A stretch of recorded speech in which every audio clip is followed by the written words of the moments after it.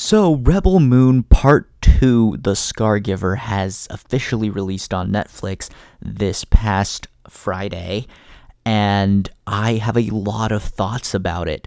So, let's just get right into it, and that is the story, where it is just the conclusion of the plot that it was set up in Part 1. This, in my opinion, might be the dumbest split from parts in a movie. Like, this should not have been a part 1, part 2. This should have been just one movie.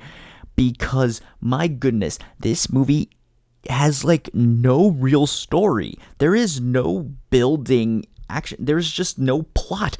It is immediately, like, you get the conflict because it was set up in the first one. The first one has no real resolution, but then you're like, oh, okay, it's because it's a part 1 of 2. But then this one has no build up to the resolution of the first part. It is just climax. There is no foreplay. It is all climax.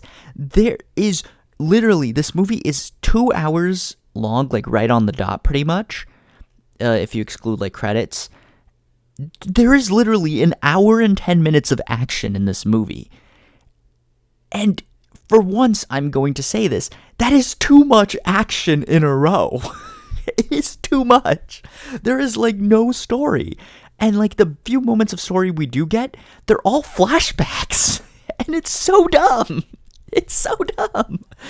And like, I kind of enjoyed this movie for reasons that I'll get into it later, but like, the story is so dumb. I literally cannot sit through that story again because it should not have been its own movie. It should have just been the third act of what would be Rebel Moon Part 1.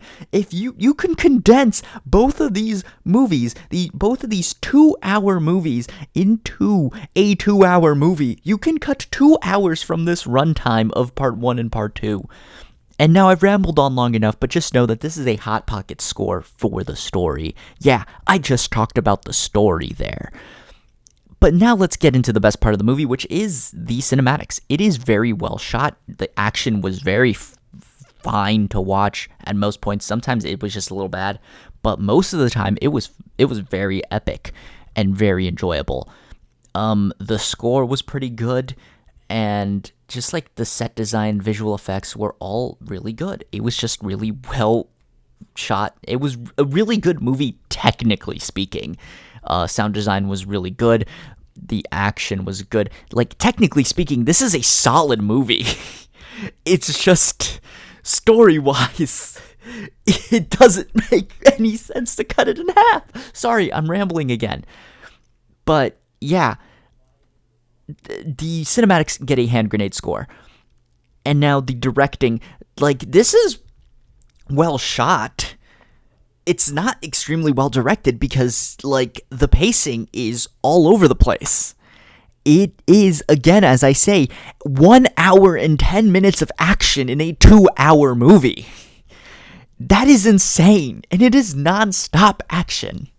There is almost no breather, and I know, like, some people will love that, but, like, even John Wick 4 had breathers, and the last 45 minutes of that was pure action, and even then, it had some breathers to make you be able to digest what you are seeing. But, like, yeah, I will give it a Hot Pocket score here as well. Following up, acting. It's very much alright. Sofia Boutella does a pretty good job. Jamon Hassoun does a really good job. I just like him a lot as an actor. He really eats with anything he's given. And so I think that the roles were, like, okay in this movie.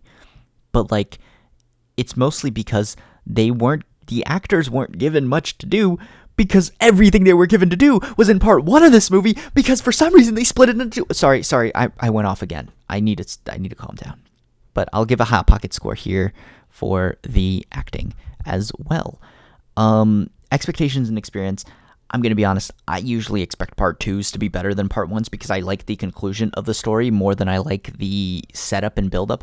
But in this case, this shouldn't have been a part 2. This should have just been the third act of the last movie and had, like, that be part 1 and it could be, like, part 1, The Farm or whatever.